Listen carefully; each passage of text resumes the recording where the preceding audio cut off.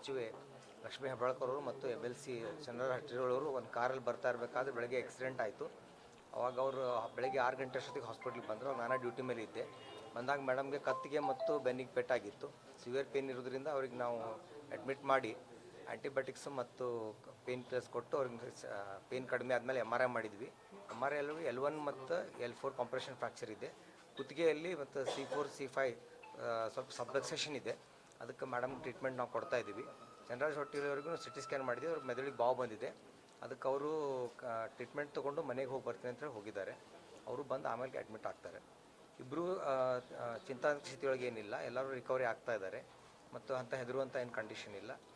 ಅದಕ್ಕೆ ಟ್ರೀಟ್ಮೆಂಟ್ ಸ್ವಲ್ಪ ಆದಮೇಲೆ ಮೇಡಮ್ ಆರಾಮಾದ್ಮೇಲೆ ಅವ್ರು ಮನೆಗೆ ಕಳಿಸ್ಕೊಡ್ತೀವಿ. ಗನ್ಮ್ಯಾನ್ ಮತ್ತು ಡ್ರೈವರ್ ಬೆಳಗ್ಗೆ ಬಂದಿದ್ದರು. ನಾವು ಟ್ರೀಟ್ಮೆಂಟ್ ಮಾಡುವವರೆಗೂ ಅವ್ರು ಪೊಲೀಸ್ ಸ್ಟೇಷನ್ ಕಂಪ್ಲೇಂಟ್ ಕೊಟ್ಟು ಬರ್ತೀವಿ ಅಂತ ಹೋಗಿದ್ದಾರೆ. ಅವ್ರಿಗೆ ಮೈನರ್ ಇಂಜುರೀಸ್ ಆಗಿದೆ. ಬೆನ್ನೊಳಗೆ ಎಲ್ಗಳು ಕಾಂಪ್ರೆಷನ್ ಆಗಿದೆ, ಫ್ರ್ಯಾಕ್ಚರ್ ಆಗಿದೆ. ಏರ್ ಬ್ಯಾಗ್ ಬಗ್ಗೆ ನಂಗೆ ಗೊತ್ತಿಲ್ಲ. ಮೇಡಮ್ಗೆ 1 ಮಂತ್ ರೆಸ್ಟ್ ಕೊಡ್ಬೇಕಾಗ್ತೈತೆ ರೀ. ಇಲ್ಲ ಆಪ್ರೇಷನ್ ಅದೇನು ಬೇಕಾಗಿಲ್ಲ.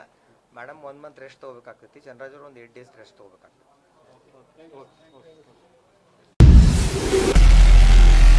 ನಾರ್ತ್ ಫಸ್ಟ್ ಉತ್ತರ ಕರ್ನಾಟಕದ ಆವಾಜ್.